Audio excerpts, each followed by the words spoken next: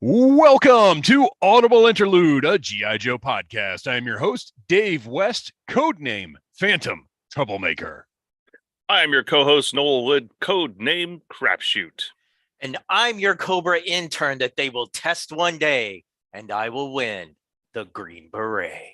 Codename Legion Cub. Ooh, it's a little intense. I like it. I'm patriotic today. Well, speaking of patriotism, happy early Independence Day to everyone. I'm sure we'll be hearing some pops and stuff because my neighborhood loves fireworks. So I'm sure that's going to start happening before this is all said and done tonight. Yeah, they've been going on just over the weekend here. Like it's been nonstop. So yeah, celebrate our freedom, everybody. Follow us on Instagram at Audible Interlude Podcast. That is the best place to interact with us as we, go through all of the. Wait, this is 3 years. We've been doing this for 3 years now, guys.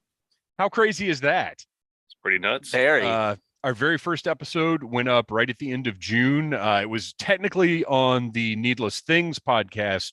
This was before we kind of went off and had our own stream on Anchor, which is now Spotify podcasting. Things change. But our Audible Interlude Mission Zero, which you can find in our regular stream, was our very first official episode. And now 3 years later, here we are doing live streams every other week, going to conventions, got merchandise. Hopefully everybody enjoyed the trailer. Game shows. Doing game shows at Joe Is Fest. This like dog years? Have we entered podcast puberty? Yeah, I think so. I'm finding I'm not finding money in places where money wasn't before. I'll tell you that much. But yeah, you can go to the links. We've got them in on the Audible Interlude podcast on Instagram. You can get yourself a Visit Beautiful Braca Beach t-shirt, conceived by me, designed by our pal Slickalicious. Check out Shop Slickalicious on Instagram as well. And then on Twitter, we are G.I. Joe Audible. Right here on the Needless Things YouTube channel. You can find lots of G.I. Joe content whenever there's G.I. Joe available. This Wednesday, I will be putting up my review of the retro classified Snake Eyes. And last week, my Joe Fest haul went up, where I just sat down with the giant tote full of bubble wrap and G.I. Joe toys and went through everything I picked up at Joe Fest. It was pretty fun to do. Our also worth mentioning, the trailer for the Visit Beautiful Braca Beach t-shirt features music. It is an alternative surf version of our theme by Andy Samford, who you can find at electricminnowmusic.com. I hit him up and I was like, hey, can you do a surf version of our theme song? And like 24 hours later, he's like, bang, there you go. Done. It's amazing. Ask and you shall receive. That's right. The audio version of this episode will be available this Friday, wherever you get your podcasts. Our next audio episode, which is segments and our ongoing review of The Revenge of Cobra, will be available next Friday. And then on July the 16th, we will be participating in Cobra Convergence. Noel, why don't you tell us a little bit about that? Cobra Convergence, of course, the brainchild of Hooded Cobra Commander 788, along with a few other YouTubers, Half the Battle Timmer, Forum BX 257. They put together some reviews about Cobra material, and as the years went by, the collaboration grew and grew and grew. Not just YouTubers, but also podcasters. And last year we got to participate for the very first time, and we're happy to be doing it again here this year. And on the 16th, our very special guest will be none other than Hooded Cobra Commander 788 himself. And you know what? Tonight, we've got a couple of special guests as well. We're going to get to very soon. We just got a couple more things to cover. The night after July the 16th is, of course, when the Dragonfly HasLab concludes, and we will be live at 11 p.m. Eastern Standard Time. We will count down the end of the Dragonfly HasLab right here on the Needless Things YouTube channel. So mark that on your calendar. On July the 23rd, we will be hosting another live stream, a recap of whatever happens at San Diego Comic-Con. If they announce one figure, we'll talk about that one figure. And you know us, we could probably do it for an hour. You guys just survived Yojo June, and now you're going into live July. That's right. That's exactly right. And then on July the 31st, our regular live stream, just back on schedule for the rest of the year until something else comes up that we figure out we can make a big deal out of. We recently did an interview with Hooded Cobra Commander 788 and had him on the show. That was a couple weeks ago. You can find the audio of that wherever you get your podcast, and you can find the video version here on the Needless Things YouTube channel. And now, you guys, I think let's go ahead and bring them in. At Joe Fest just a few weeks ago, I got to meet both of these folks. They are working on a mind-blowing toy line that I was not familiar with until I walked up to their table at Joe Fest and saw these incredible figures. So everybody give it up for Delta 17. Let me pull my notes up here. Stephen Plett and Ken from Toy Connections, a fellow YouTube channel who is helping out with this Delta 17 project. We know it takes a second for everybody to load in here. But we're holding for applause. Yeah, applaud away, everyone. Oh, wow. Yes. This is fantastic. This is the most advanced podcasting tech we've seen on the show. I love it. Stephen and Ken, welcome to the show. Whoa. How's Steve doing? I don't know whether his audio is working or not. He's got something on his head. He's connecting to audio. Well, when you've got gear that advanced, it takes a minute for it to catch up with everything. Right. Okay, fair enough. Yeah. And it's interesting because when Zoom is nothing like StreamYard. So like I'm like backstage and I'm thinking they've started. They're talking. Why don't I hear them? Okay, so I'll just pop on YouTube in the background and hopefully the audio doesn't trip over one another. Because usually on StreamYard, if you're in the background, they'll show you what's going on the main stream. But I guess Zoom's not quite. Oh, the same, Zoom so anyway. doesn't do that. Really? That's interesting. I haven't been on the other end of Zoom, so I didn't know that was the case. That seems inconvenient. That's okay. I just watched it on the YouTube thing and I closed the tab as soon as the other tab went active, but now the chat's not there. So I'm going to try to open up the chat tab and everything. Anyway, you can tell technology is not my friend. Technology is nobody's friend, but you know who is somebody's friend is Snoopy. I am huge pop for that Snoopy in the background there. He's had a little too much to eat. That's why he's a bit overweight. He's not your typical proportion Snoopy. He's kind of, like extra like snowman fluffy. That's okay. He fits in with all of us here. Yeah. And shout out to my boy, Matthew Comstock in the chat. He was the one who put me on to Audible Interlude. So when Dave went to introduce himself to us at Joe Fest, I was like, oh, I know who these people are. That's interesting. So yeah, our chat is blowing up really for you guys. One of the first mentions was Delta 17. People excited about you guys being on the show. Stephen, are you hooked in now?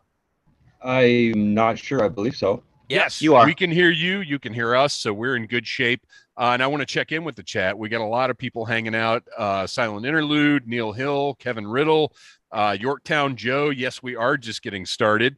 Ratface44 Reviews. That's an excellent name. I enjoy that quite a bit. Subbed. Thank you, Ratface. James. Yeah. Happy puberty, my buddy guys.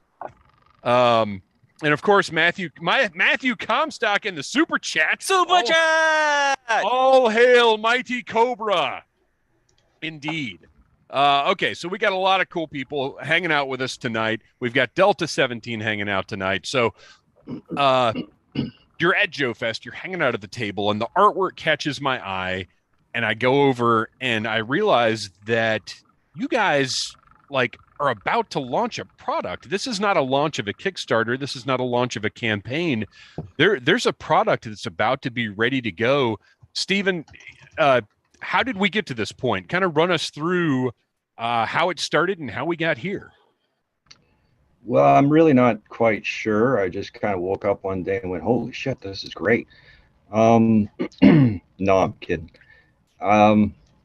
Yeah, in about 2019, I started developing some stuff. 2020 brought some people in and brought Ken in, I guess, in June. Yeah, And June of we've just been, 2020. Yeah. oh, okay, sweet. And we've been working on this toy line. Thankfully, we're self-funded. We found an investor. And I hope you don't mind. I'm going for the sort of, genuine, authentic helicopter DJ anonymous look here. No, this is fantastic. I'm enjoying this thoroughly. I love the I just, patch. at one point, I'm going to do, the Spaceballs thing where it's like, I can't breathe in this thing, right? But not yet. We'll save it. We'll save it. Yeah, save it for later. Yeah. So don't tell anyone. But yeah, we found some amazing designers. We started off with a handful of crappy ones, fired them all pretty quick, and found this guy, Tommy Hodges. He's incredible. He's done 9 of the 11 figures, brought in a second designer, Jesse Sandifer, to do the last 2. And it's just been incredible. These guys are insanely good, and we've just sort of been developing as we go. In some ways, I didn't really know what I was looking for. We sort of, took it one day at a time, and a lot of the designs got turfed, and other ones were strengthened as we went. But yeah, it's been good. And that was kind of one of my questions was when you started off, was it just, man, I want O-rings back. I want to get a line of, classically styled action figures. Did you have concepts for the story or specific characters? Like how much did you start with conceptually? Well, of the original designs, there's a whole bunch of guys that have survived and that are in the line now, and there's about 50% were turfed and the other 50% have survived. Yeah, it's just sort of organically grown, the story, their backstories, their characters, different things like that. I love O-rings. I will always love O-rings. They are my passion. I have other toy lines here, but I don't know. Nothing does it like an O-ring. So I wanted to bring something back, as well as be able to pay my hydro bill and maybe take my kids to, to out for dinner from time to time. So it's I've always been working on stuff. It's nice to see something that's finally, catching a bit of traction. So.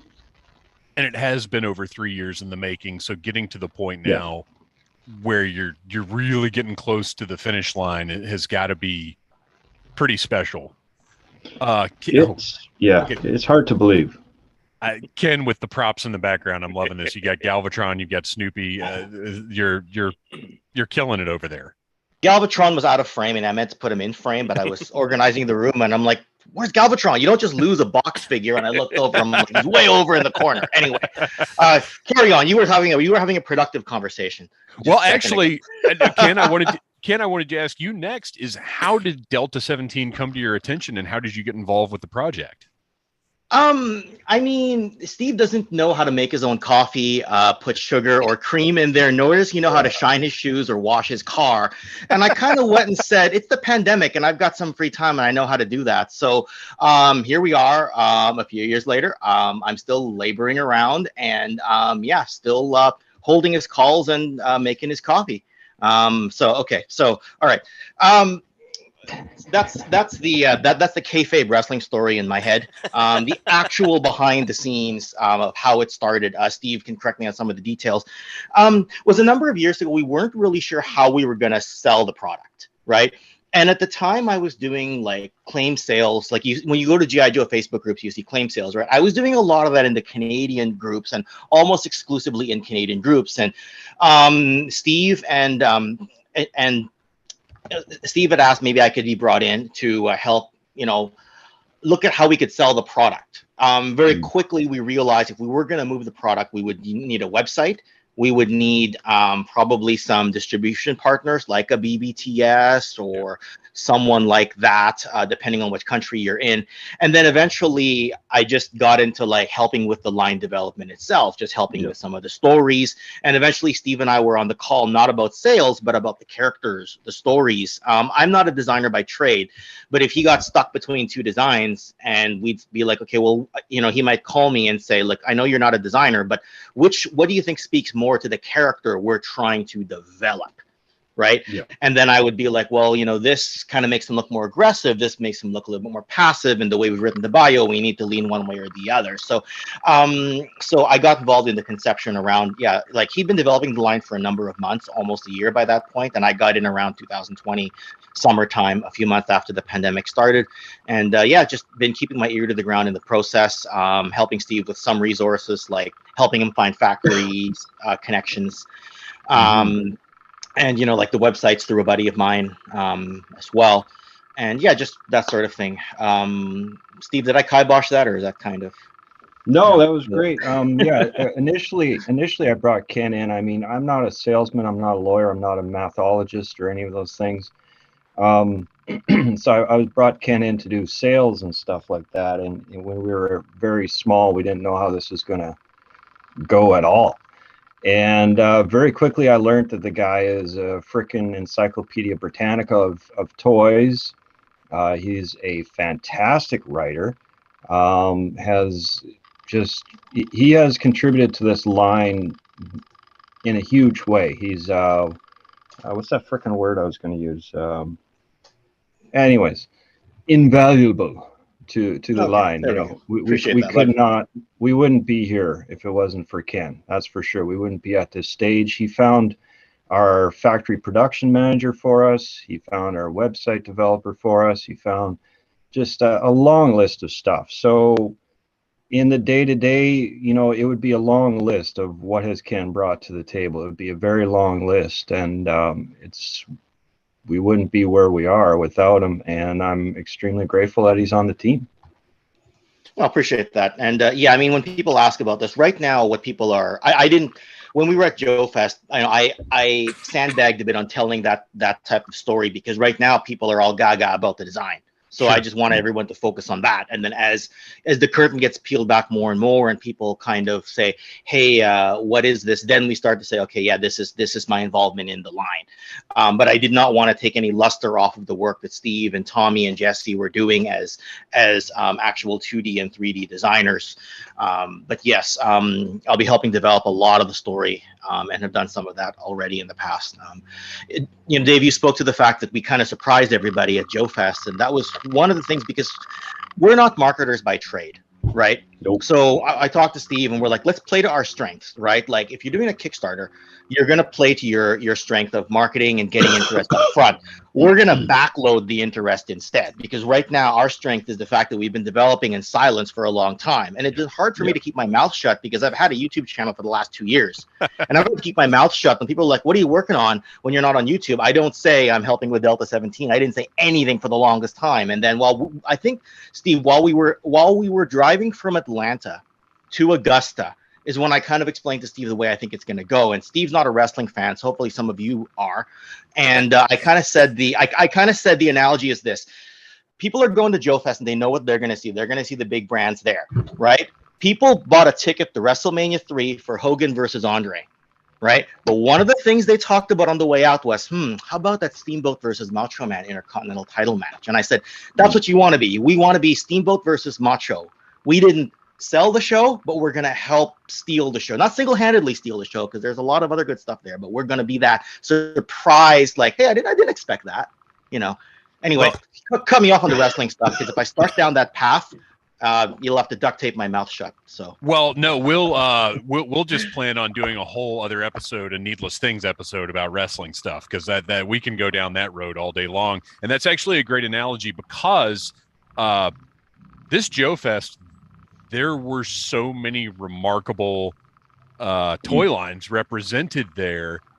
Yeah, you guys had, I don't want to say competition, because I do feel like a rising tide lifts all boats. I do feel like all of these O-ring lines happening at the same time is good for every single one of these O-ring lines. But the fact that you guys like stood out and were there on equal footing with all of these other brands that people have been following already. Call Sign Longbow, Operation Recall, Legends of the Hidden Force, like all these brands that people knew were going to be there, were expecting to see, and yet Delta 17 is now, after that showing, you're in the same conversation, and we're all excited about all of these brands. I think it's fantastic.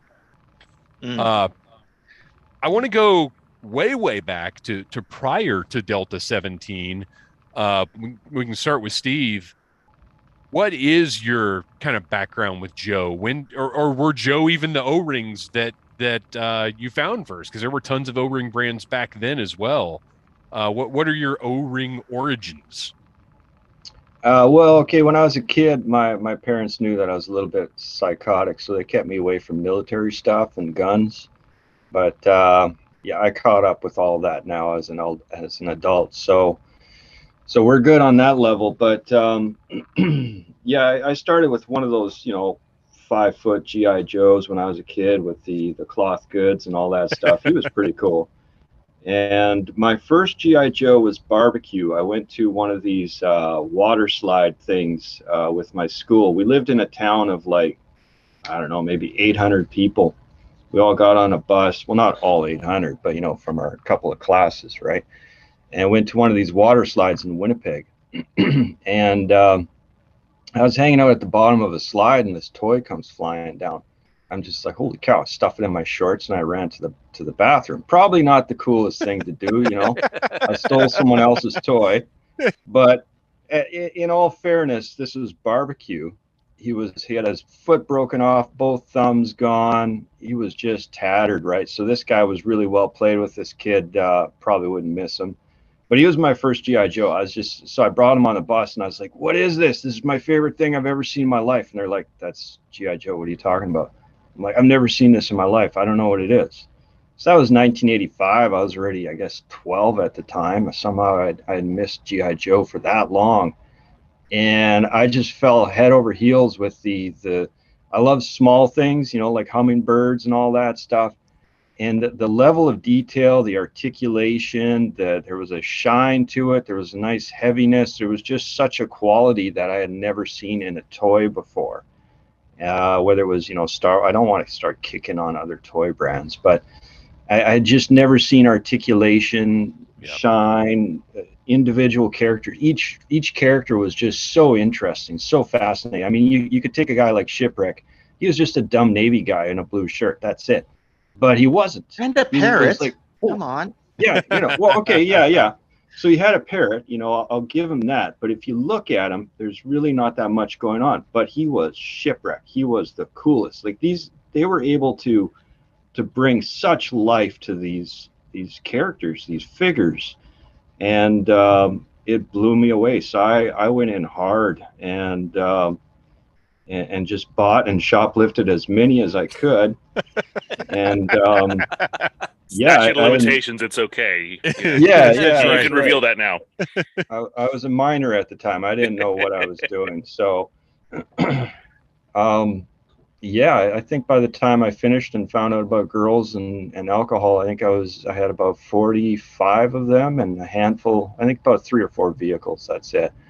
But I was amazed, man. Just incredible. To this day, I don't think there is another toy style figure and another buck or brand or whatever you want to call it that really outshines the O-ring figure. In my opinion, they seem higher quality. They have that gloss to them. They have a weight to them. They have great articulation. With a lot of the modern stuff, you have that matte finish, which makes it look a bit cheap.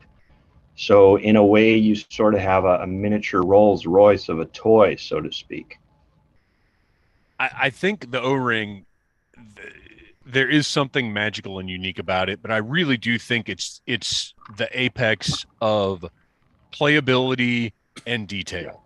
It's the right size. If you want it to interact with a bunch of vehicles or whatever, it's the right size for that. But it's also just even a 6-inch figure is a little big to just fiddle around with.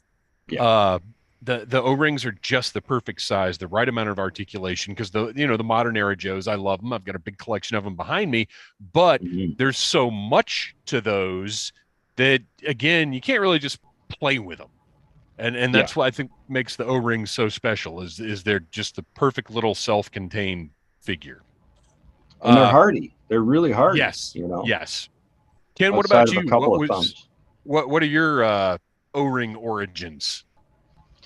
I mean, I grew up a little bit with He-Man as a kid. Then I transitioned to Transformers, and then I moved over to G.I. Joe sometime around or shortly after getting into real Ghostbusters. It was already probably the late 80s by the time I discovered G.I. Joe on television. And by the time I discovered it, it was a lot of sub-team stuff and some of the leftover movie stuff. And if I was lucky, I would see some of the leftover 1986 stuff on the shelves. So like I remember having like my Duke was the Tiger Force Duke. My Destro was the Iron Grenadiers Destro, right? But then, you know, there was a lot of stuff from the movie left over. So as much as I don't like Cobra Law today, I grew up with those figures. I grew up with Slaughter's Renegades, and I grew up with a Falcon figure. And occasionally I'd get an 86 figure like I would have a General Hawk. But I missed the true peak of the O-ring. I caught sort of the later peak, right? So I still caught it in the 80s, but I remember more the 88 to 89 phase. And in the post-Deke era, you know, I remember playing a lot of Star Brigade stuff and Eco Warriors with my friend, which it's funny because I don't really collect those figures today. But the thing is, having had that experience of playing with all those toys, like I played with toys. You know, we love a good bright colored Joe around here. So Giraffe Force Leatherneck was the figure that I had growing. Sorry, that is a term you've heard, right? Or have people? No, I think you just coined that. No, I've heard that term, especially when I was putting that costume together a few years ago. I saw it referred to that way several times. Okay, cool. Because I literally just pulled that out of like the pages of 2019 Facebook. You know, and that's the Leatherneck I grew up with, but I don't have one right now because I'm happy with my version 1 and the Special Editions Brazil version. But as someone who played with toys right through the Power Rangers era, you know, and I had superheroes and all that growing up. G.I. Joes to me are the best vintage toy ever made, because there's nothing like walking into a toy aisle, and I've told the story many times, but seeing a Defiant on one side and a Mobile Command Center on the other side. You know, that's how gangbusters this line was. Yeah. You know what I mean? And it's such that, like, I just love toy histories. Look, I went back and bought a 66 Green Beret. You know what I mean? Because I just love, like, O-ring is where it started for me, right? I still have the love of Classified today and the love of the 12-inch line. And I'm slowly, like, just through some friends in the chat that I could read their names out, but there's too many of them. I'm starting to look some of the 4-inch stuff as well. But effectively, I just felt like O-ring was more fun than any other toy. It had more articulation. Like when I had my Hasbro wrestling ring, those wrestlers had like a single spring action or something. Right. I would use my G.I. Joes as my head cannon instead as my wrestlers, and I broke crotches. I broke O-rings and had to, you know, replace them with rubber bands back then because I didn't know how to find O-rings. And just a lot of memories with G.I. Joe right up to this day. Favorite vintage style toy line ever. Right. So with Delta 17, obviously this is a lot of these feel like, oh, this is a later era of Joe to a certain extent. Like, oh, this could have come into the line 97, 98 or whatever if the original Real American Hero had continued on. Tell us about, because one of the things I was most fascinated by is the fact that they have so many accessories, but all of the accessories can be stored on the figures. Tell us about some of these characters and some of the concepts and how you put these together. How you came up with this guy is going to have a dog and a dog bowl on his backpack. Like I'm fascinated by the process of here's this character and here's what we're going to give them. Right. Well, for some of the characters, I mean, the dog just kind of was added onto him as we're sort of making his personality, right? His, you know, he's for the guy with the dog, Leonidas. He's a salty operator. He's been in the military for so long. He loves soldiering. You'll hear this, you know, I hear this all the time in the Army. I love soldiering, but I hate the Army, right? So, I mean, the Army ultimately is a government bureaucracy. You know, you have to fill out forms in triplicate, and you just filled it out last month, and they tell you, too bad, suck it up, do it again. And it's just like, love you guys, love you, you know. Anyways, so this guy hates frickin' army, but he loves soldiering. He loves what he does. And you know, just some things that I started writing about him was one thing based off of what was it, Shawshank Redemption, when one of those prisoners had that little pet mouse, right? And I just thought of this guy, you know, wherever he goes, he grabs a little baby squirrel, sticks it in his pocket. And you know, he's just one of those guys. He's really jaded, really salty, but he still looks for hope and love and all that stuff. You know, he'll save kids. He's got a soft spot towards, I don't mean towards the ladies as in a ladies man, but just, you know, he's all about finding good things in life, even though his life has been garbage, right? So that's why we wanted to put a puppy on his pack. It's not really, this puppy is not really a an add to the team, you would say. He's more of a minus. So we're going to see him act sort of, what's the politically correct way? You can't say retarded anymore. Well, I just did. Anyways. Somewhat, yeah, somewhat challenged. He's not good for the team, you know, so to speak. But we'll see the dog grow into a fantastic sort of operator's dog as the years go by. We'll come out with a second version of him. And but Leonidas is always trying to, you know, redeem that which he sees around him. And you know, we gave the dog a little dog bowl that comes off, so if the dog wants to eat or drink. And the funny thing is, this little dog bowl was the star of our booth at Joe Fest. You know, they're just like, oh my goodness, a dog bowl. So I think we're just going to stick dog bowls on frickin' everything now. Dog Bowl 17 coming soon. Yeah. that'll be the parody line, the April 1st release of the line. Yeah. So great variety of characters, but also I feel like you guys have shown some restraint, because what you had on display, you had some good guys, you had some bad guys, but it didn't feel like an overwhelming offering that you're going to have at first. It felt like something very manageable, very doable as a collector. Yeah, we wanted to stay with our first wave. We wanted to stay somewhat grounded with our core characters and not be too outlandish. You know, we're not. You know, Ken had a great question the other day. Who's our Snake Eyes? And it's like, well, we don't have one right now. The other day, I've been asking you for 3 years who our Snake Eyes is. No, your memory only goes back about 48 hours, Steve. It's okay. I don't mind. Yeah, pretty much. Well, it's just this damn helmet, man. It's just, too much pressure. Squeezing the blood. Yeah. But at least I took the cape off, right? I took the cape off. But no, there's a lot of that stuff. We don't have that fantastical element just yet to some of it.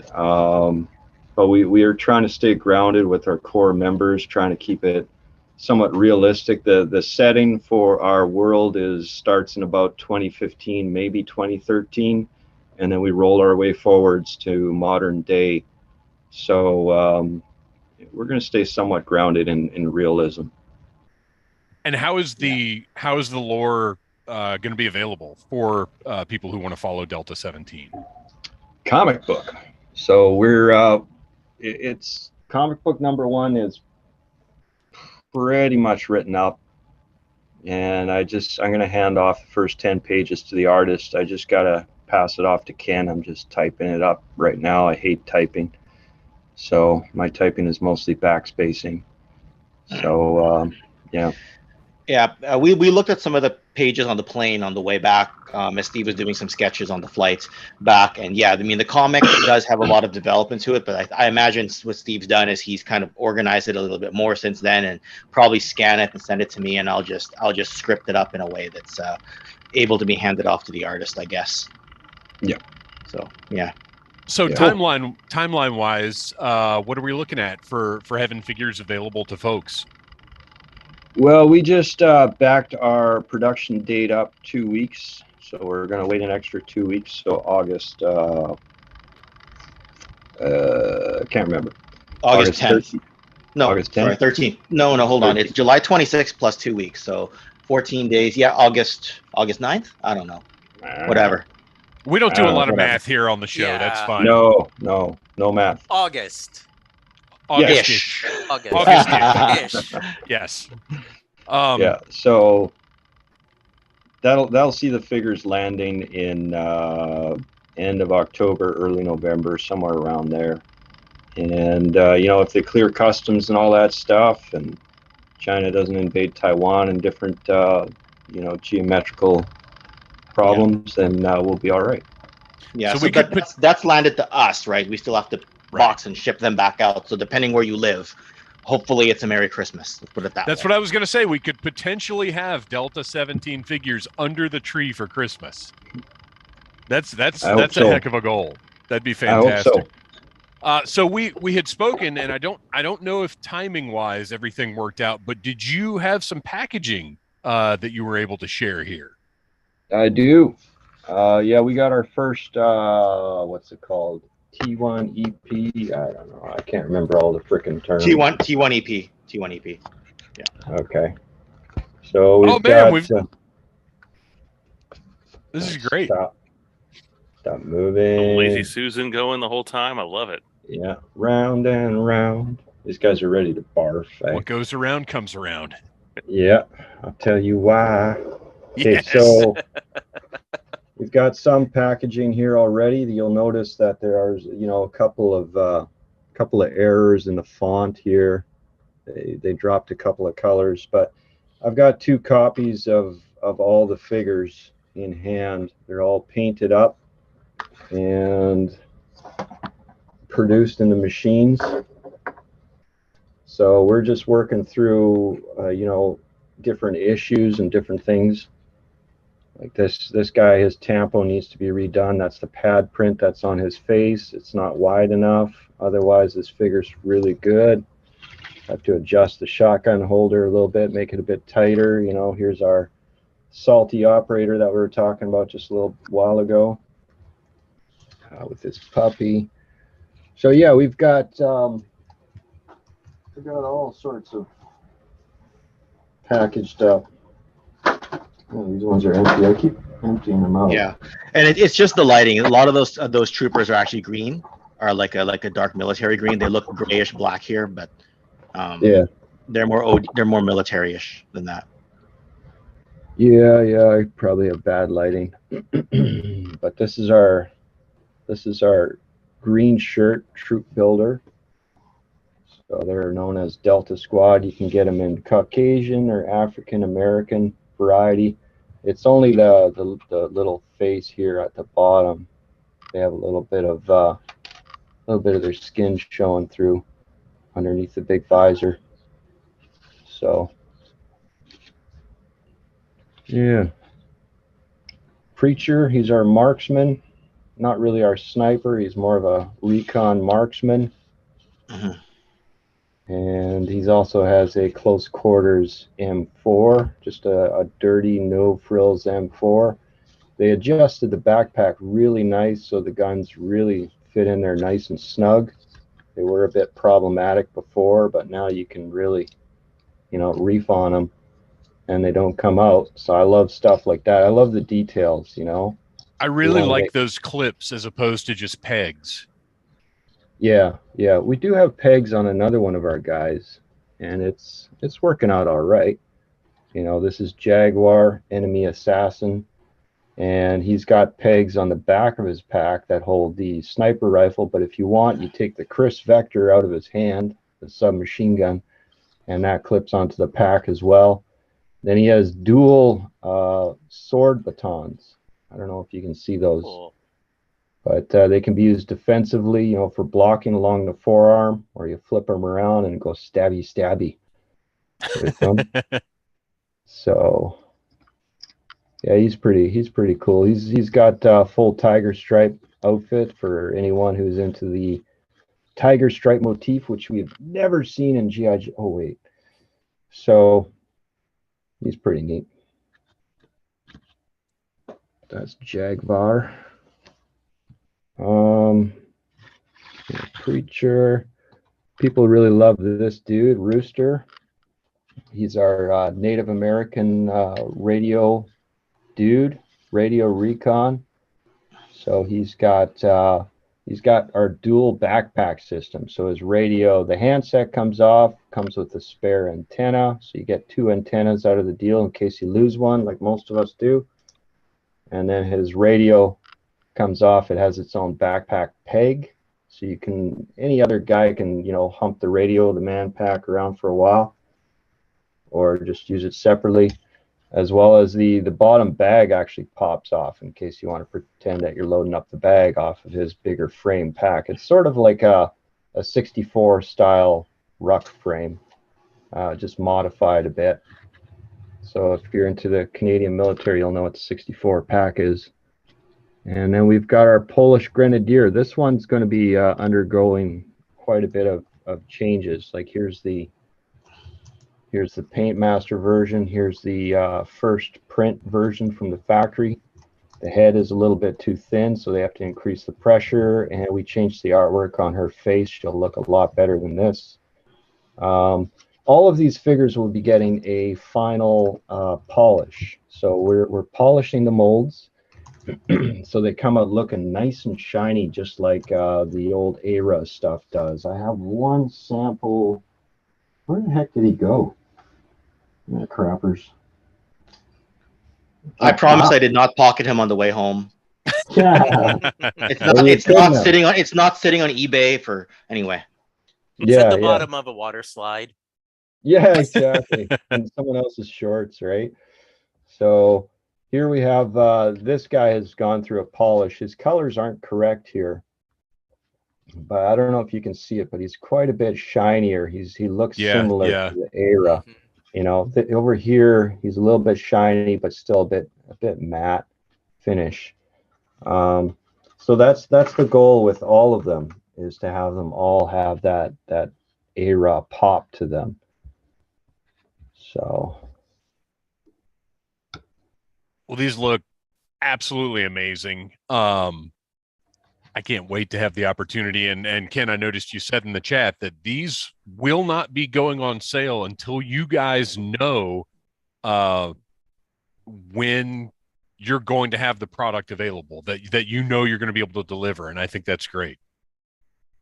Yeah, 100%. Unless that's changed, Steve, but we're not going to be taking people's money while this stuff is in production. Like, by the time we take money, they probably landed already, like in North America somewhere.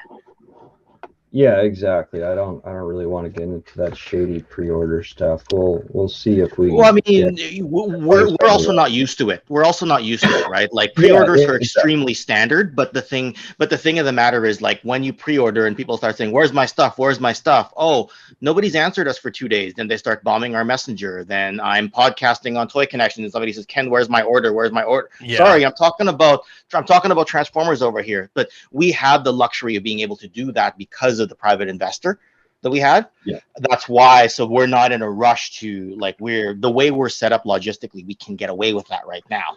As things get more established, we haven't talked about whether Wave 2 or Wave 3 will have pre-orders in the future. So we're not going to write it off. But at this point in time, we don't want to open ourselves up to that situation. That's all. Well, I think everything that you're doing right now is creating just an incredible first impression, and I think that's so valuable. Yeah. Oh, well, thank you. I appreciate that. So these are the bad guys here. Let's talk about these guys. Yeah. Okay. So, well, you got to start with your top baddie, right? Shadow Dragon. So he is our leader, and he's sort of a samurai themed leader. And it was pretty difficult to get this guy all sculpted up. So we had to have additional, armor plating on his arms and on his chest here at the top. Those are separate pieces. He comes with a soft goods fabric cape. It'll be a nice silk, and there's a little wire at the bottom so you can sort of pose it a little bit. And we had his sword holders made a certain way so that the swords would sit in a really cool manner. The tips almost touch there, which looks pretty neat. The back shoulder panel can actually come off, and you can remove the cape if you really want to have like the no cape effect. So, and then he comes with a cool custom little submachine gun that we purchased off of a guy on ArtStation. And It's called the Surricate. It's a really neat gun. But this guy is he's pretty nasty. He's not a good guy in any form. But he's our sort of high-tech samurai-based team leader, and he has his own army, which is known as the Dark Shadows, and he also hires disgruntled, Russian mercenaries who are led by Death Sparrow. So that is Shadow Dragon, and his lieutenant is Jaguar, and that's the enemy assassin that we were talking about previously. This guy doesn't say anything, never takes his mask off or his goggles off. He uses a little telegraph device that he has in his pocket to relay orders or information back to HQ. And next in command is the leader of Retrograd. So these are our Soviet mercenaries, well, Russian mercenaries. So this is Death Sparrow here. She's our blonde bombshell Russian, and she believes in maximum firepower. That's why we gave her an AKS-74U, I believe it is, submachine gun with a drum on it. So I like anything drum fed because it just delivers maximum firepower. And then in her backpack, you can see another drum pouch here, and she's got an older style grenade on her backpack, one of the old ones from the 60s, 70s. She likes to rebuild stuff just to cause more mayhem. It's fun to destroy things in sort of a classical fashion. She believes in that. Mm-hmm. So, and just want to be clear that sometimes I see people assume that there's 3 factions. There really isn't, right? There's Delta 17, and then there's the bad guys, which is basically, yes, it's 2 factions, but it's really 1 faction employed by the other. Think of correct. Zartan being employed by, the Dreadnought being employed by Cobra, or Mars Industries being contracted by Cobra in some ways, right? Yeah, exactly. And then so for Shadow Dragon, he produces in his underground hidden factory. He's got these Okami, which are robot ninjas. They have hands that you can take off. You can store the hands on their backpack. See, they're right here in the middle. It's kind of hard to see that. But you can take the hands off, put little sword hands on there, a little gun hand on there, or he has full-size katanas also on his backpack. So if you want to keep the hands on and put a katana in there, or if you want to use the gun, it also has a hand grip on it as well, so someone else can take it off and use it. They're pretty neat. There are army builders. We have 3 army builders in total. We have our green shirts, which are our Delta Squad, and they come with a lot of accessories. There's a little K-bar knife on there. There's a gas mask actually stored inside the back of his backpack that will clip onto his face. He's got a Law rocket launcher with 3 missiles. One of them sits inside the launcher, of course. Then he's got the beautiful G36C rifle, which I'm a huge fan of. So, mm-hmm. And then with the Okami, their attachments are swappable with the original 1986 Battle Android Trooper. Nice. Nice. Yeah, let me find a bat. Where did I put him? He was here. All right. So here's your bats. Oh, did he lose his? I lost his figure stand. All right. Let's take the gun off of Okami. We'll do a straight swap here. So there's Okami with a bat arm, if you want. Nice. And with the Okami, both hands are swappable. With the bats, it was just one. With the Okami, it's both. So here's a bat. Just stand, please. Good. A bat with the Okami gun on it. So you can swap them right over if you want. So, and then we got one more bad guy for the bad dudes, and that's our Spetsnaz. Hey, don't do that. Come on. That guy just got fired. Yeah, exactly. Yeah, he'll be disappeared later tonight. All right, so this is our Spetsnaz Special Forces Trooper. He has a removable helmet, comes with 2 different visors that flip down, flip up. One of the visors is see-through, so you can see his eyes, and the other one has a painted red stripe to give him a bit more pop. So there he is with his visor down. And he also comes with a removable, nice big belt with lots of gear on it, similar to what Snow Serpent had. So it'll be the nice soft PVC. We have a couple of paint apps, you know, one on his backpack, one on his belt. And then he comes with an AK-12 machine gun. And yeah, the helmet is removable. This is their titanium Atlan helmet, I believe. Underneath, he's got a nice gray balaclava on. And the helmet is a nice fit. We're trying to make sure that everything fits nice, nothing falls off. You know, with Shepard, we've got his helmet with the night vision goggles on, and you can really, you know, try to get that to fall off. It won't fall off. It's got a nice fit to it.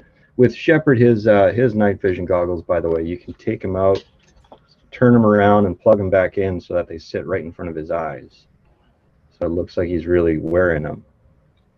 So that is the Delta 17 line. And on the good guys, if you count the 2 skin color variations, there's 7 figures. And then with the bad guys, there's 5.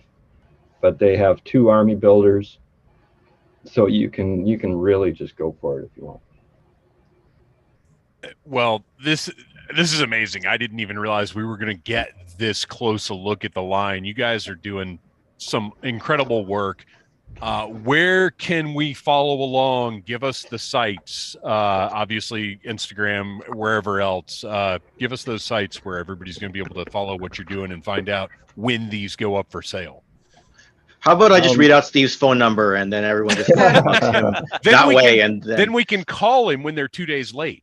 Yeah. Yes, yeah, absolutely. Yeah. Delta17.com. And of course, we'll keep loading. Delta17toys.com. There we go. Good. Sorry. Yes. Carry on, Steve.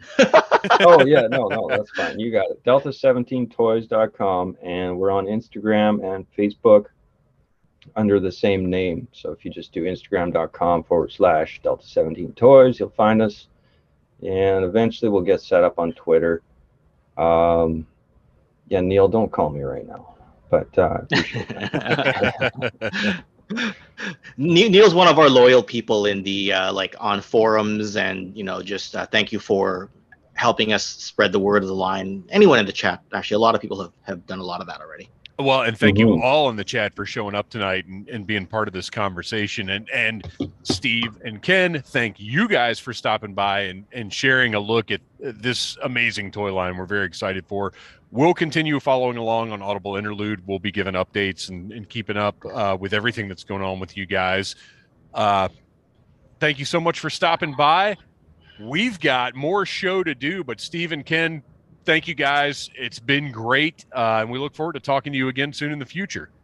Awesome. All right. Well, thanks, Dave. Appreciate it. Thanks you, Kristian and Noel. Appreciate it, man. Yep. Absolutely. All 3 of you. Thanks for having us on. Much appreciated. And absolutely. We'll talk to you when we talk to you.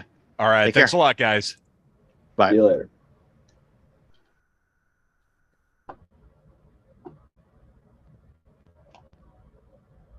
We're just going to leave the Delta 17 pickup. That was amazing. I did not realize we were going to get that kind of look at Delta 17. Yeah, I feel like we broke some we broke some news almost. Like I don't think there's been that much reveal. I am super happy for everybody that's in the chat that did not get to see these at Joe Fest. Yeah. Because when he first started talking, that's what kept going through my mind, was just those amazing sculpts. I hope they get to see them, and we got to see them in detail. Well, and it was funny because just going up to the table because I dropped in on Friday when I was picking my badge up and just saw that table, and I was like, man, that the art was there. None of the figures were there yet. And I was just like, man, that looks cool. I'm gonna go talk to that guy. And when he said we're gonna have figures here later today, it just blew my mind because we all know, and there's nothing wrong with Kickstarter. There's nothing wrong with pre-orders. Everybody does it. It's a way to get things done. And all we want is for toys to get made, right? At the end of the day, we want toys to get made. But it just blew my mind that this Delta 17, it's not fair to say it came out of nowhere because they've been working very hard on it since 2019. But to show up with such force was amazing. All right. Well, we have got some news to talk about. We're going to skip over a few things because I just wanted to talk about Delta 17 all night, quite frankly. But we've got a few things we're going to talk about. Let's see here. Oh, we've got to do a little screen share. Let me get my materials ready. Technology once again. Let me get my little tiny pictures ready. No, I think Our thumbnails. guys, I think I've got a little better pictures for the most part this time. All right. Here we go. Let's find out. All right, that's the screen I want to share. I'm going to put this screen up. So, our pal, Silent Interlude, pointed out to me that the grease gun came with that Firefly comes with, that we were trying to figure, or I was trying to figure out why does it look so familiar? Why is that so correctly G.I. Joe, but it's not Firefly's gun? It came with the night landing craft, which is of course directly related to Firefly. But there it is right there in the picture, that grease gun that is very close to what the classified figure comes with. So I just thought that was cool, worth bringing up, a little follow-up from our last live episode. All right, I've got to rearrange a couple of things here. I'm going to stop my screen share. Pull my notes over here. I really need 3 monitors, you guys. So we had, you know what? I'm not going to bother screen sharing that. Real quick, I'm just going to say, did you guys see the Jurassic World crowdfund? Mm-hmm. Mm-hmm. So for $250, the base item is a motorized Jurassic Park gate, and the T-Rex from, I think, one of the recent movies, which is kind of a weird choice. And then the unlocks are, the early birds are all the dinosaur like identifier signs, like when you go to a zoo and it says like, the koala bears or whatever, and gives little facts, like all those dinosaur signs. And then the kids are each a tier. I just thought it was interesting because, one, if there's a lot of crossover between G.I. Joe and Jurassic Park, I think because of the 1/18 scale size. And I just thought it was interesting to sort of compare a different crowd fund to what we've seen, the Sky Striker, for instance. So just to start some conversation as to, well, how do we feel about $250 Jurassic Park stuff? I don't know. I don't collect Jurassic Park, so I don't know where I land on that. If anybody in the chat has any thoughts about it, let us know. It was just interesting to me to see that, and it popped up out of nowhere. Indiana Jones 112 collective figure. I pre-ordered it. I'm in. It's G.I. Joe adjacent, so I thought I'd bring it up. Did you guys see this thing? Yes. What impressed me about it is the fact that it's Raiders of the Lost Ark and not from the new movie. Because if you remember, they did a Hellboy, and it was the Hellboy from the new Hellboy movie and not the Ron Perlman one. And I really do wonder how that thing sold versus how a Ron Perlman Hellboy would have sold, or even a comic-based Hellboy. I can't imagine that as much as we all love David Harbour, I can't imagine the David Harbour Hellboy figure set any sales records. And then before we get into Yojo June, one final piece of non-Hasbro news. Super 7 is, and we've known about this for a while, but Big Bad Toy Store has actually got it listed for pre-order. No pictures yet. They are releasing a Super Cyborg of the Snake armor. Now, I've got the bat that they did, and I think it's really cool. I paid full price, and I thought it was worth it, but it's gone up and down since then. It's a very cool piece. The snake armor is kind of mystifying to me, though, because I feel like they should have taken the opportunity, because the super cyborgs are about 12 inches. Why not make one of Cobra's big robots? Yeah. Why not do something that you could put in there with your reaction figure collection? Because that's for years. You guys remember those big figs? The like big giant, like 3 foot tall Star Wars Oh, figures. Yeah, that, like that mhm. I think Jax did them, Jax Mhm. Pacific. I always was baffled by why they didn't do giant characters in that scale to go with, like, why not do a Giganta to go with DC Universe Classics? Why not do a giant man Galactus to, huh? or a Yeah, why not do Galactus. Galactus? Why not do Giant Man and Ant Man and then, or not Ant Man, Giant Man and Goliath to go with Marvel Legends? Like, they never really took that approach. And really, since I was a kid, I've wondered, if you have multiple scales, why not take advantage of that? And I feel like Super 7 could have done something really cool. And look, I'm not saying the snake robot won't be cool. I'm sure it will be. But why not do something that fits with an existing collection? Like, people who want a 12-inch tall snake armor are a niche of a niche of a niche. But people who are collecting reaction figures or even O-rings, vintage O-rings, and would want one of the big Cobra robots, like the Cobra Kaiju from the episode we've just reviewed last week, Mhm. everybody would want that. And yeah, it would be a little small, but who cares? You're doing a big giant 12-inch robot. Do it. I don't know. It just kind of baffled me. A weird decision to me. All right. Having said that, it is time to talk about some Yojo June stuff. And the first thing we want to check in on is the Dragonfly. Have you guys taken a look at the Dragonfly in the last couple of days? I looked at it earlier today and it was at like 14.6. Yeah, it's kind of slowed to a crawl, but I mean, the Hiss did the same thing in the middle of the campaign, if you remember. So I mean, it's funded, and as I've said, I think it's going to end around 21,000. But we'll find out when we do our live countdown. That's pretty ambitious. We'll see, because yeah, it's got a long way to go. It's got a long way to go, but it's still tracking the same as the Hiss. Yeah, and there's going to be some FOMO at the end. There's always the FOMO. Absolutely, as there should be. So we're at 14,569, on our way to 16. We'll see how it goes, but we do have some new pictures. We got some painted shots that I think are worth taking a look at here, because I was pretty excited to see just how different they looked from what we had seen before. And we also get a look at the Steel Brigade in the gunner position, which I thought was great, just seeing that figure in action. I mean, this thing looks fantastic. How do you guys feel about the painted version versus the renders we saw before?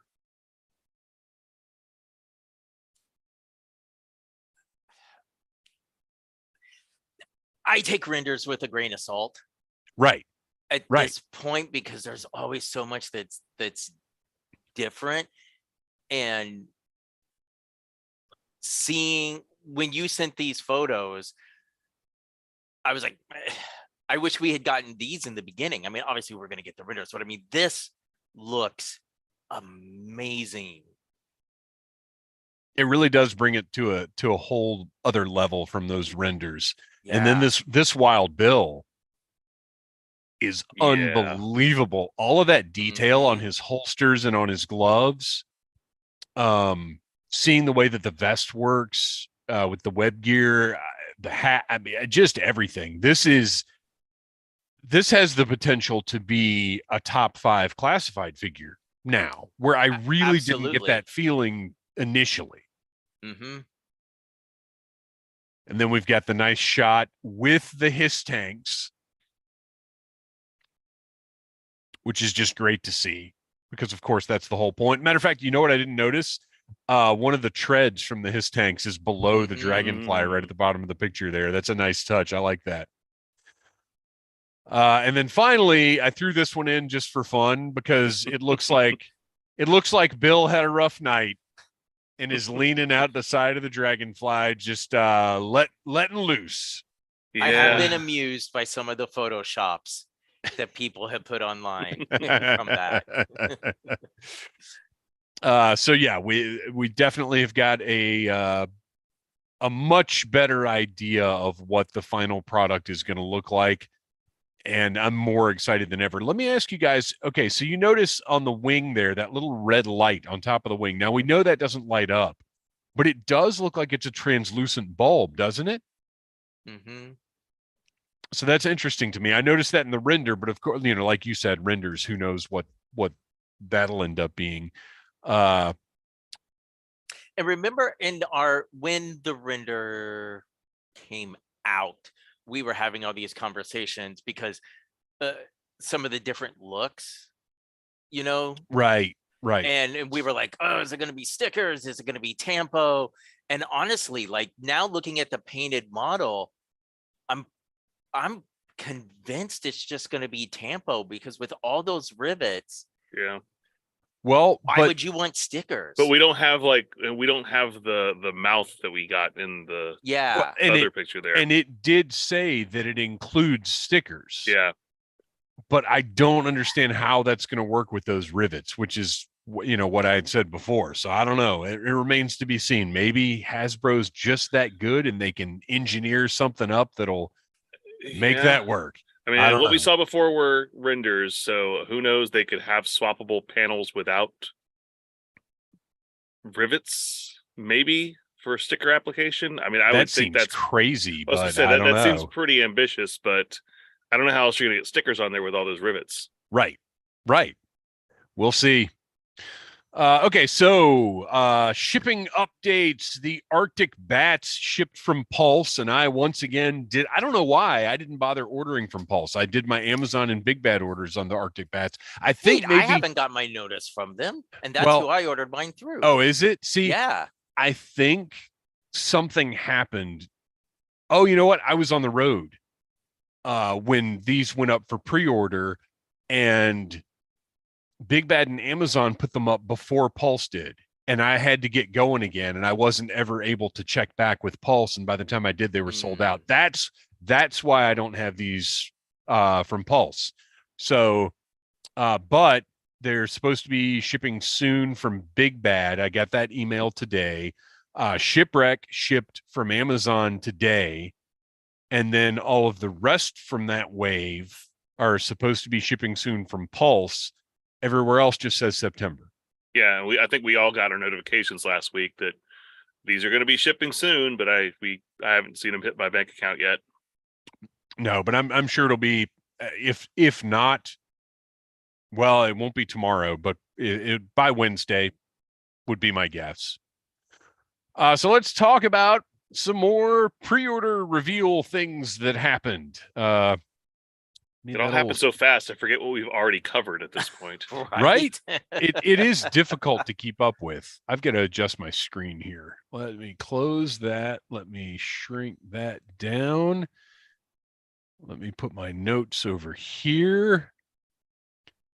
Thank you all who are watching for bearing with us as I figure out. I learned something about streaming today. I learned how to pin a speaker's screen up, because when Steven was showing the Delta 17 stuff, I was like, well, I don't want this in the little gallery. We need to feature this. And I figured out you can pin one person's image up there. So we were able to keep Delta 17 up. And I learned that tonight. Well, it wasn't quite doing that. When somebody would talk, but it would always go back. Yeah. Which was the key. So that it worked out well. Okay. Crimson Viper. I know you guys' interest level in this one was not very high. He looks like he should be on an Evel Knievel motorcycle. I wish. That would probably get me to buy him. I think it looks great. I mean, it's the Viper, but in red. But I do kind of wish the vest was blue, and I know that wouldn't really be appropriate for a crimson viper. But I Yeah, think it he would needs look. something to break it up. I think that the neckerchief will give it a little bit, to break it up a little bit. But Yeah. yeah, I don't think it's enough. So it's they did. It looks like it should look, but I'm not super excited about it. I've got. I'll get one just to put with my other crimson things, and then when it gets marked down, I'll get another one to have two. But that's probably it. But then we got this fella. Kristian, how do you feel about Nunchuck? Okay. I think he looks great, honestly. I have zero interest in him because I still just think it is a bland design. For Really? For my aesthetic, the camo, like it all looks really, really good. I just have zero interest in the character. It just doesn't do anything for me. But for those of you who are excited for him, I am incredibly happy for you. I dig him. I really love first of all, we finally have, and granted the final product, we'll know once we have it in hand, but it looks like we finally got some nice high contrast camo where the stripes really stand out against the background. I like this black and green, or the black accessories and armor and whatever else with the green camo. I think it's a really cool look. I like the headgear. I don't know, this figure just really appeals to me. It's a very 80s looking ninja design to me. I like the claws. I am curious because if you notice, like his headpiece, so they have the one side, right, kind of sticking a little further over, right? But the other side looks so close to the side of his head. So I'll be curious to see your review to see how that affects his articulation. Yeah.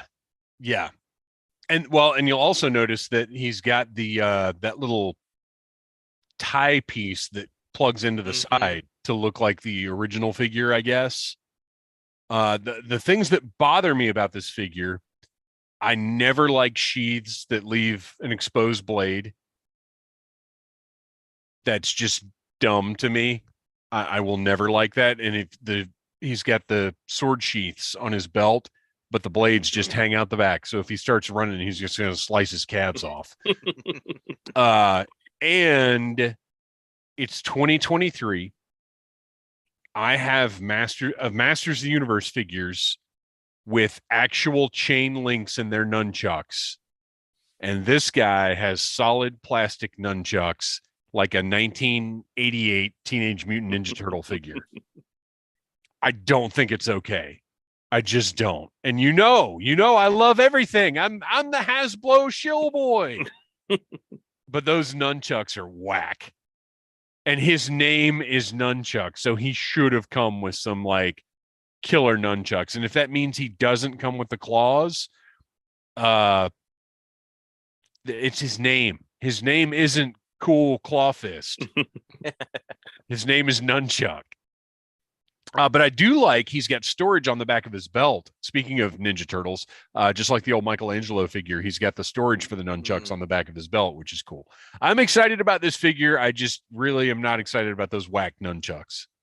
And I agree, just real quickly, with Yorktown Joe, that if they do a retro Stalker, yes, that camo design, please, perfect. Absolutely. I think he'll look really good squaring off against Shadow Tracker whenever they put him out. Who's coming? Yeah, coming. Should be the next Walmart exclusive after we get Big Ben and Range Viper. Range Viper. Yeah, Range Viper. All right, moving along. Noel, how do you feel about this Firefly versus the other Firefly? Vast improvement. I think obviously he looks more like the Firefly that we all know and love from our childhood. He's doesn't have that really big bulky armor piece on him, which just like that would have been a fine figure before, but it just didn't scream Firefly to me. Yes. But yeah, no, yeah, hey, he looks great. He's the first figure that wasn't a troop builder I've ever bought a second version of in this line, and I think it's obvious why this is the Firefly that I wish they'd put out 3 years ago. The only thing, and I do like the other, like you said, I do like the Cobra Island Firefly, just not as Firefly. Mm-hmm. But I do like the head on that one more. Really? This one looks good. Don't get me wrong. It's fine. It works for Firefly, but I loved just the furious expression that you could see under the balaclava and the scarring and everything. And I almost wish the camos were the same so you could swap those heads, because I really, really like the head on that one. But this one's fantastic. This is the Firefly I wanted. I like, I think the backpack looks great. His little remote control vehicle, the mines, everything. It's weird he doesn't have a cell phone. Yeah. It is weird he doesn't have a phone. I'm okay with him coming with the grease gun rather than his submachine gun they had before. But once again, I will point out, whoever at Hasbro takes these product pictures, could we make sure everything is lined up the way it's supposed to be? Because if you'll notice, his left forearm deal just isn't in the right place at all. It's like all mashed up and turned around. Come on, guys. But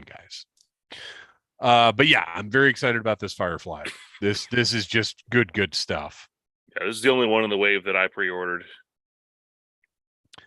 And then next up, we have the big surprise, because, well, there's a lot to unpack here. Boom. We all but knew it was coming. But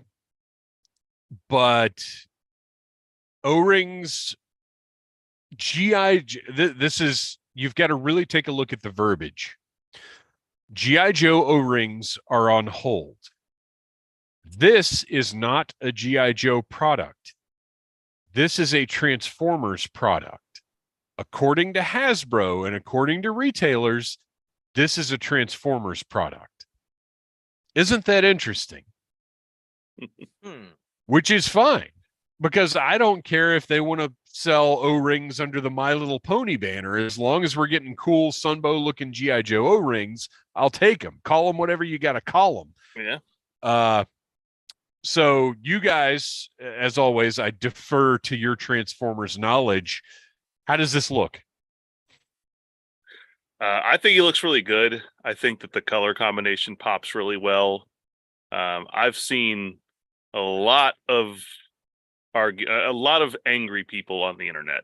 People who don't think that Soundwave. Shocking. Yeah, no kidding. People who don't think that Soundwave fits in with the Dreadnoks because he's more sophisticated, and I'm like, I'm not thinking on that level. I'm thinking, right.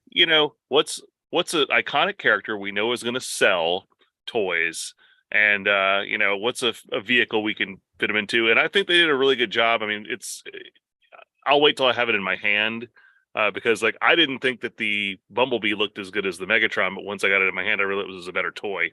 This one looks like it's better than either one of those as far as the molding goes. But again, I'll reserve judgment. Although I am wondering why Zartan is getting a face full of jet engine.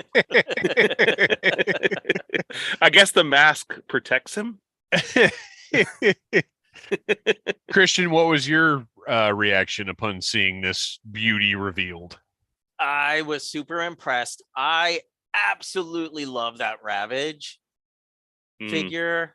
I didn't think the Ravage was actually going to transform, because there's too much to it. It doesn't look like that transforms into a cassette, but it Well, does. that's a repaint. Yeah, it's a repaint Yeah. of the one from the masterpiece.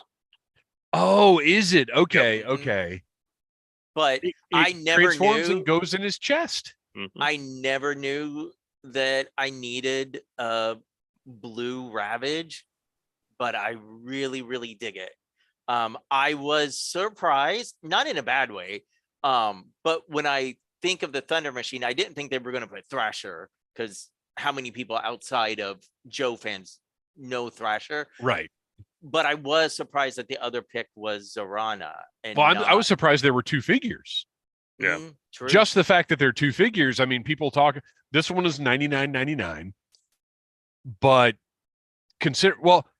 it's really not even two figures. It's three figures, because True. that Ravage is, I mean, this.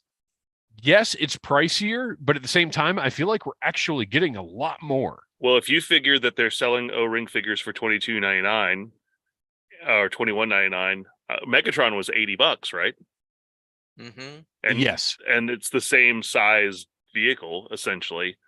So I think you're getting about the same value you got when you figure you're adding on an extra figure, but then when you're throwing in Ravage too, that even ups the value too. yeah, I think value-wise, this is a solid. Yes, you are spending more money, but I think value-wise, I see where it is. You know what I mean? Mm-hmm. I think this is gorgeous. I love the bright colors. Like the bright blue and red on this looks just fantastic. And if you notice on the vehicle itself, it still has those pegs on the running boards.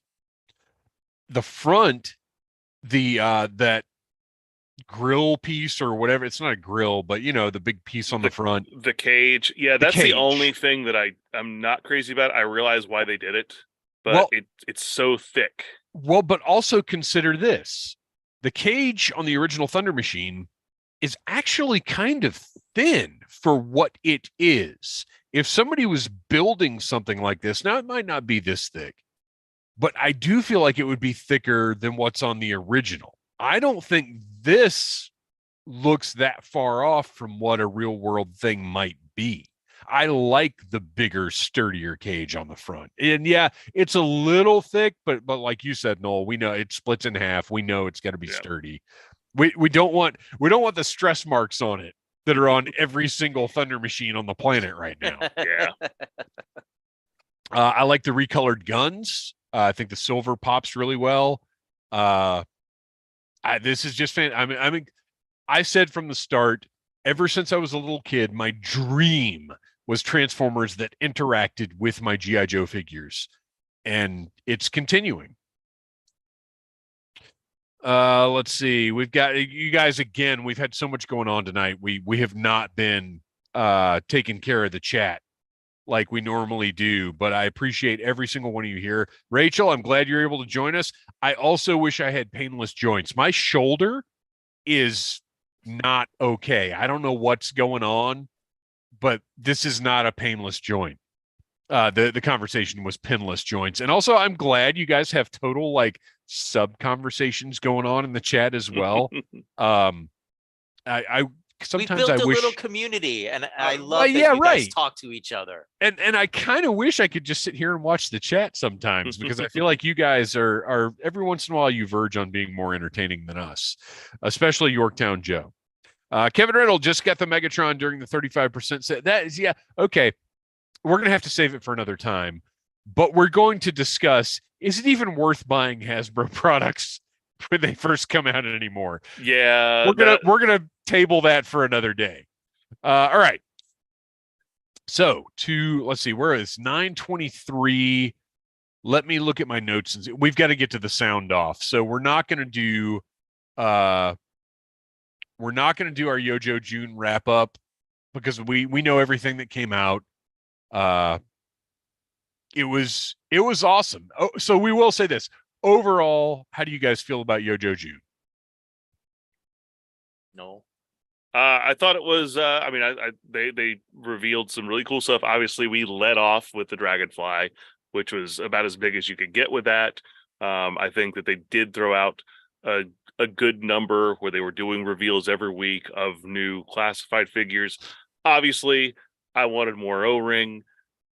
Technically, we got no G.I. Joe O-ring based on the how this one's being designated with a Thunder Machine. Right, we so got Transformers O-rings. Yeah, so that's my only disappointment. You know, and I'm in a place where I know which figures I'm probably going to buy when it comes to the classified. So I bought about 40% of the ones that they put up for sale, and you know, and I'm happy with that. I think my biggest takeaway is I miss the bigger YouTube shows from last year. I know Hasbro's gone through changes and they don't have as many people. Yeah. But I agree. But the Instagram stuff, the Instagram lives, it was sort of like blink and it's over. Well, the Instagram pre-recordeds. But yeah. I don't know. Again, we had some surprises in there, even with stuff that was getting leaked right before they showed us. It, you know, who thought, you know, the Arctic bat? Right. Like, okay, we knew we were going to get it, but not this soon. So I think it's good. For me personally, I think that last wave we kind of went out on a whimper. There's a few, you know, I wish they maybe would have held on to like a scrap iron or something like that for that last That should have week. been those last three. Well, Firefly is pretty big, I think. Yeah. But Nunchuck and Crimson Viper, they should have buried those in the middle somewhere. Yeah, like, if they had put the Trouble Bubble in the last week, I think that would have probably been a big finale. Yeah. Mm-hmm. And look, I like Emily and Lenny, and I like hearing from them. And that was actually, you're right, Kristian. That was a little disappointing getting these little, like, 7 or 8 minute videos. I want more from those guys. Mm-hmm. But overall, Yojo June, product offering wise, was incredible. We've actually got products any day now that are going to be here. I think we're in a much better place than we were this time last year. So I'm good. I'm excited. All right, now it is time for the segment we call Sound Off. So hopefully everybody is following Audible Interlude podcast on Instagram. Every single time we're doing a live stream, earlier in the day, I will put up a post that says Sound Off, where we want to hear what you want us to talk about here on the show. We've got some really good stuff, but this is going to be a Sound Off turbo round because we've got to wrap this show up. We've got other things to do that are Audible Interlude related. Don't worry, we're not just going to go watch Raw or whatever. I'm going to end up watching Raw at like 3 a.m. All right. First Sound Off from Daniel Rod 35. Not sure how HasLab works. Oh, wait a minute. I've got my screenshots. Hang on, you guys. I forgot I wanted to get all professional about doing sound offs. Which giant pauses in the talking probably aren't really the best way to go about that, but that's fine. That's fine because we're always learning. We're always figuring things out. And here we go.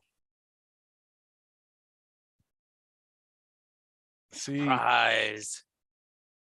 And now you guys can see, because I don't know, did you guys have an opportunity to follow along today? Yeah, I took a look at everything. I did. Okay. Yeah. So Daniel, and see, look, they're bigger this time. Remember last time I got little tiny screenshots. This time, nice big screenshots. All right.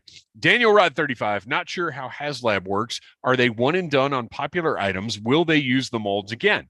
Just asking because I really don't want to pay double for a HISS tank, but if they're not going to, then, well, guess I'm stuck paying.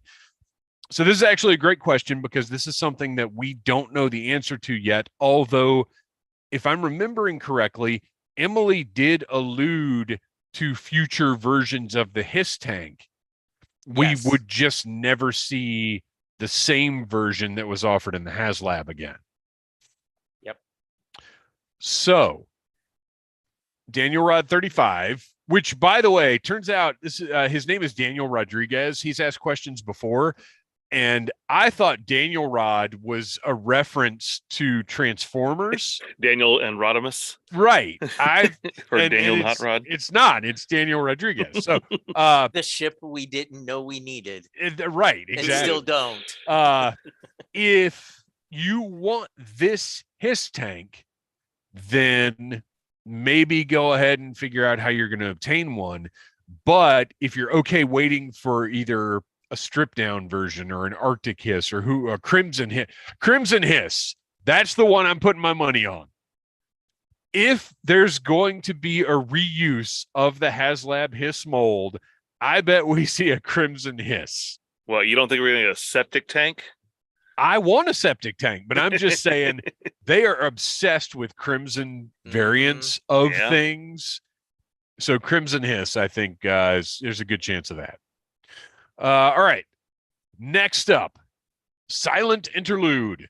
Will we see a Triple T Transformers now? And if so, what figure, if any, other than the obvious Slaughter? Also of note, Zorana is the first ball joint figure released by Hasbro so far. I read somewhere that the ball joint heads were harder to remold using 3D scanning. No idea how much merit to place in that. Okay, so we'll address Zorana first. Is it ball jointed? Because I looked at that picture really, really closely, and I'm not sure. Well, I had made the observation that all of the figures they had done in O-Ring were all just swivel heads. Right. So, and I wondered if there was something to that. I wasn't sure either. I was looking at the Zorana earlier, and I couldn't tell if they are going to do the. I mean, honestly, that's for all the innovations they did during G.I. Joe. That was probably the least important one because it's not a very like major. Like a major improvement, right? But also, I would much prefer to change out O-rings on figures that have a swivel head because their heads don't just keep falling out every time I'm trying to piece their bodies back together. Well, and it's not that functional. But looking at this Zorana, she has a different cut here than any other figure. But I don't know that it's necessarily a ball joint. You just can't. And I mean, this is a render we're looking at anyway, so who knows? We'll find out. And as far as the Triple T, here's my question for you guys: do you remember, or anybody in the chat? Do you guys remember? Oh, okay. Wait a minute. We've got some input here. Delta 17 still with us. I used a 3D scanner to build our bucks. Wasn't too hard. Had to rebuild everything with a sculptor, obviously. So interesting. So maybe ball joints are not that big a deal to recreate. Python Patrol Hiss. There you go. It's on the Tiger Force. That's right. It's on the box art for the Ram, for the Tiger Force Ram. I totally forgot about that. So maybe we'll see a Python Patrol Hiss. I'm in for that. Silent Interlude, to me, the ball joint head is only important for what potential characters could be made. That's a fair point. Okay, so anyway, Sergeant Slaughter himself is the one that leaked the information about the Sergeant Slaughter Transformers crossover. Do you guys remember, though, did he actually mention the Triple T? Or did he just say Sergeant Slaughter with a Transformers crossover? I don't remember whether or not he actually said it. I mean, obviously that would make sense. I can't imagine them doing a Warthog. And the Triple T is a vehicle I could see them easily turning into a robot. Well, but it doesn't have to be anything related to Sergeant Slaughter. It could be a Havoc with Sergeant Slaughter. It could be Mauler's going to be too big, but like they could throw him in with whatever. They've already had a Transformer version of the Snowcat. Right. They did. Right. So I don't know that it's even going to be a Triple T, but I do think since we're getting the Thunder Machine, I do think we're going to get Sergeant Slaughter in one of these, but I don't know if we know for sure we don't know anything for sure, but I don't know if we got even the same level of confirmation about the Triple T that we got about the Thunder Machine. I think it was just Sergeant Slaughter with a Transformers crossover. And there's also some rumors I've heard that are fairly solid too, that there is a Optimus Prime Mobat with a General Hawk possibly coming as well. Oh, really? See, I had heard a rumor of yet another one that was going to be much higher dollar. I would love a tank. I don't know that I would prefer the Mobat, but I don't know. We'll see. We'll see. Yeah. This was supposed to be a speed round. I've really ruined that. Bassist Carlos, with all the Yojo June reveals, what are your top 5? Which figures will you army build? And were there any misses? Did you guys have an opportunity? Why did that just happen? Okay. Did you guys have an opportunity to take a look at this one? Yeah. Put lists together? I wrote down my picks. Okay. I'll just run down my top 5 JoJo June reveals. Dragonfly, obviously, the Televiper with the Trouble Bubble, Eels, Lowlight, and the Thunder Machine. Those are my big 5. I'm going to army build the Televipers, the Eels, and the Snow Serpents as much as I can. I'm limited probably by the price point of those Snow Serpents and those Televipers. And then as far as misses go, I mean, I hate to say anything's really a miss because things might not be for me. Right. But, right. Because I'm probably not going to buy the Crimson Viper. I'm not going to pick up the Arctic Bat probably unless I find these things like on clearance later on. So nothing that I would really classify as a miss. I'm going with the Thunder Machine is my number 1. Dragonfly is my number 2. Firefly is my number 3. The Trouble Bubble is number 4. And Grunt is my number 5. As far as troop building, ideally, look, right now I've got one of each except for the Trouble Bubbles. I did order 2. I got to have 2 of those because I want the 2 different ethnicities on there. Ideally, though, once prices change, as they always do, I'd love to have 5 grunts because I'd love to have grunt and 4 troops, 4 Arctic bats, 3 Trouble Bubbles, 2 Crimson Vipers, and a partridge in a pear tree. The Snow Serpents and the Eels, honestly, just one of each of those. I don't particularly feel compelled to troop build those as much as I love the figures. And then no misses from me. Nothing is a miss because somebody's going to buy all of this. And it's me. I'm somebody. Kristian? Yeah, so when I saw this, I honestly didn't really stop and think like, oh, what are my top 5? Because I feel like the stuff that I thought were misses, everything else, they just knocked it out of the park. And again, sort of like what Noel said, the stuff that I think are misses are not misses for somebody else. It's just, I'm calling it a miss because I didn't order it. You know what? Here's the miss. The miss are nunchucks. There you go. Those are the misses. That's not acceptable. That's a miss.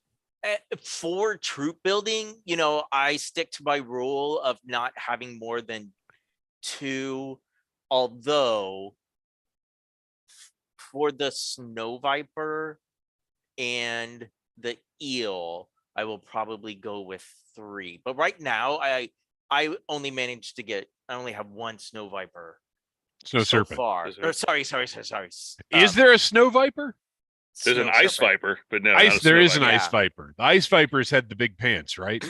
Ice Vipers had they drove the wolf and they had the size. Okay. Right, which makes no sense at all. Well, no, they use the size to climb up sheer ice walls. Anyway, hopefully one day they do a single release of the Televiper because I would like to have 2 of those. Space-wise, I just don't have room for 2 Trouble Bubbles. I had to do 2 Trouble Bubbles just because I'm not putting the Televipers in the Trouble Bubbles. My Tomax and Zambot are going to go in those Trouble Bubbles. Oh, nice. I like it. At least until we get a ferret. That's what I was going to say. I want a ferret to put them on. All right. Actually, no, I want a stun to put them in, but that's a whole other thing.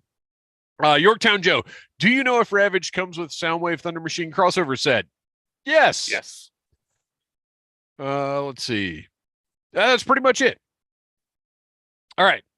Griddle Games with the rumored San Diego Comic-Con exclusive Chuckles with Armory figure release. What would you guys like to see in said Armory? I'll kick this one off. I would love to see kind of do-overs of weapon sets to go with earlier classified releases. I'd like to see a loadout for Beachhead. I'd like to see I think it would be really cool for them to, since this is a San Diego Comic-Con exclusive, I think there's the opportunity to create new tooling for this stuff. So don't do like repaints of existing weapons, tool up new stuff. But that's what I would like, is to do some of the vintage weapons, to do Breaker's backpack, fill in some holes for classified. I think that would be amazing. And maybe even throw in some heads, throw in an unmasked head for barbecue, stuff like that. That would be really, really cool. I doubt they'll do it because the barbecue figure is not meant to have an interchangeable head. But at least the loadouts would be really cool to have. That's what I was thinking. Redos for some of the earlier figures, or pieces that were missing, like you said with Breaker, but also give me my zip line for Tomax and Zaymos. Yes. Yeah. That's all. You know what? That's all we need. Chuckles and a zip line. That's it. We're done. I don't know. My thing that I think has to go in the Chuckles armory is one giant Havoc missile that he can hold over his head. Yes. Yeah. You're right. Needs that as well.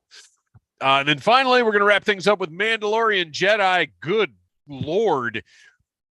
Since we all know that Cobra is the world's most devious criminal organization bent on world conquest, and that they're always on the lookout for the latest and greatest in evil technology to finally score a decisive blow against G.I. Joe and maybe make a few bucks along the way, what overly complicated MacGuffin would you design for Cobra to gain that which is best in life, to crush their enemies, see them driven before them, and hear the lamentations of their women? There is only one answer for this, and I'm going to give it. Kristian, Noel, are you willing to cede this one to me? Because I have the ultimate MacGuffin for Cobra, and that is the Bowel Dominator.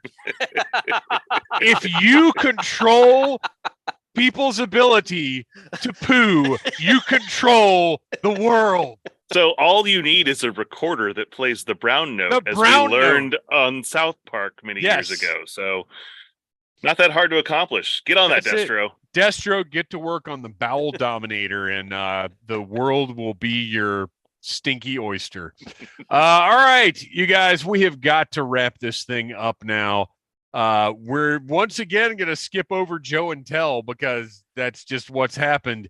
Our music is by Andy Simford of electricminnowmusic.com. You can follow us on Instagram at Audible Interlude Podcast, on Twitter at G.I. Joe Audible. Noel, why don't you tell us a little bit about The Finest? The Finest is an international G.I. Joe costuming club, and we've got chapters all around the globe. And if you've ever thought about dressing up like your favorite G.I. Joe character, you can help us raise money for an excellent cause called Canines for Warriors. Check out thefinestcc.com or go to the Finest Recruitment Center on Facebook if you want some more information. And Kristian, where can we find that toy photography that you do so well? You can find me on flickr.com and Instagram under Legion Cub.